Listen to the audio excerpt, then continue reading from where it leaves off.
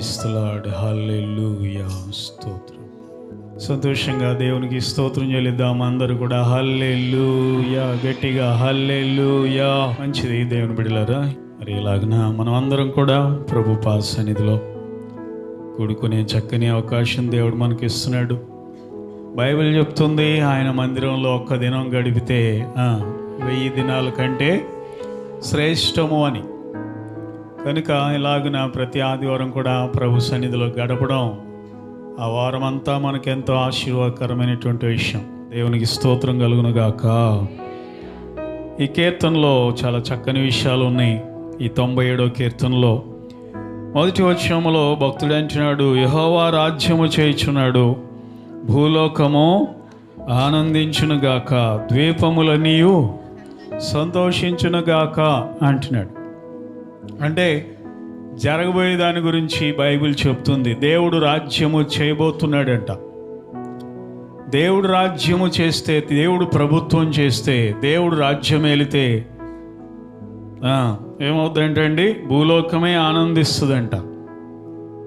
ఆయన రాజుగా ఉంటే, ఆయనే ప్రైమ్ మినిస్టర్గా ఉంటే ఇప్పుడున్న ప్రభుత్వాల ప్రకారం, లేదా ఆయనే ప్రెసిడెంట్గా ఉంటే ఈ భూలోకానికి అందరూ ఆనందిస్తారంట.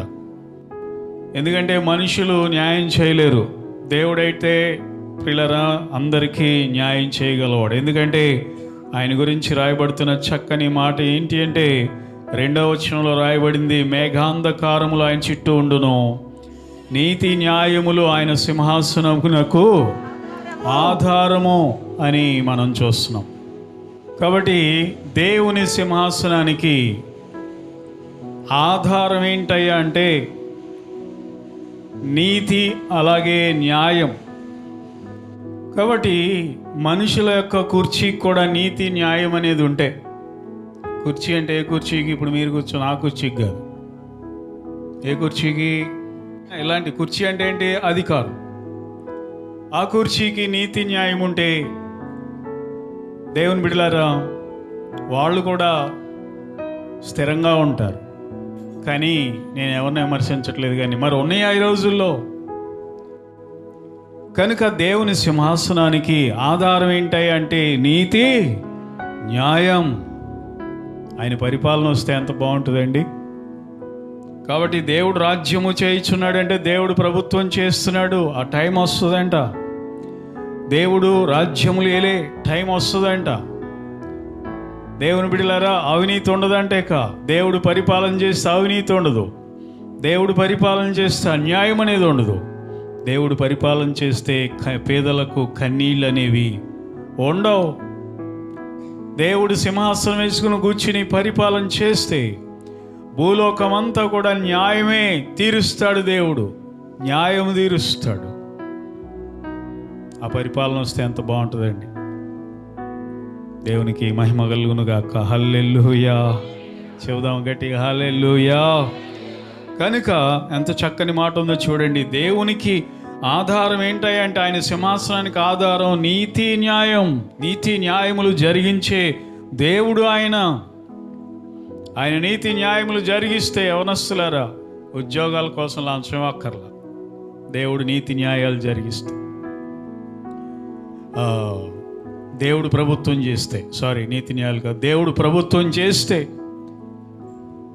మీ చదువులకి సీట్లు కొనుక్కోవక్కర్లేదు. MBBSకి సీట్లు కొనుక్కోవక్కర్లేదు. ఇంజనీరింగ్ సీట్లు కొనుక్కోవక్కర్లేదు. కనుక ఇవన్నీ చెప్తున్నాయంటే ఆయన సింహాసనము నీతి న్యాయములకు ఆధారమైనది. ఎందుకంటే ఆయన దేవుడు, గొప్ప దేవుడు. ఆ రాజ్యంలో మనం ఉంటే ధన్యులమే. ఈ రాజ్యంలో ఎంత గొప్పోళ్ళైనా ఆ రాజ్యంలో ఉంటే గొప్పతనం. అది ఈ రాజ్యం మనుషుల రాజ్యమో, అదేమో దేవుని సామ్రాజ్యం. హల్లెలూయా.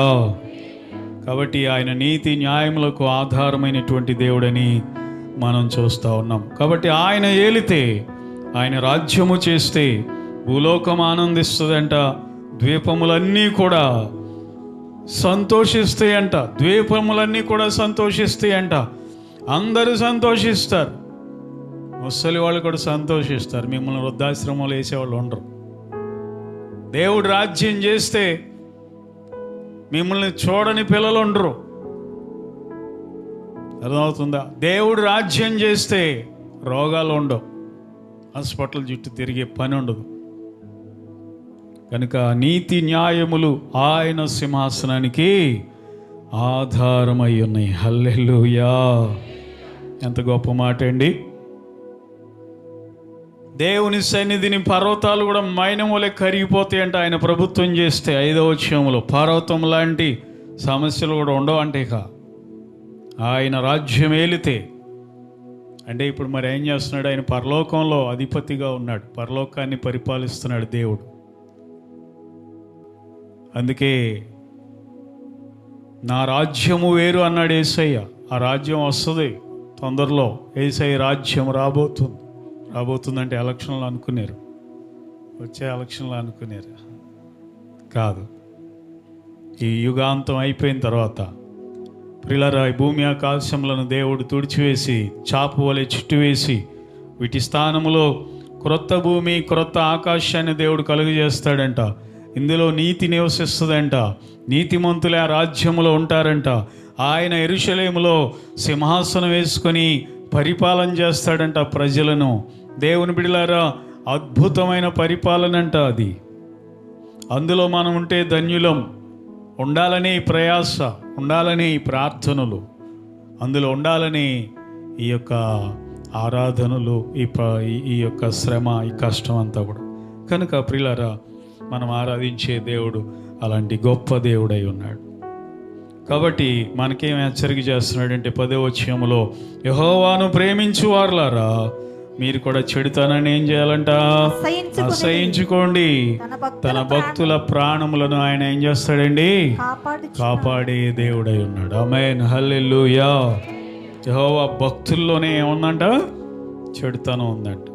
యెహోవాను ప్రేమించే వారిలోనే చెడుతనం ఉందంట, తీసేసుకోవాలంట. మన దేవుడు చెడుతనము లేనటువంటి గొప్ప దేవుడు.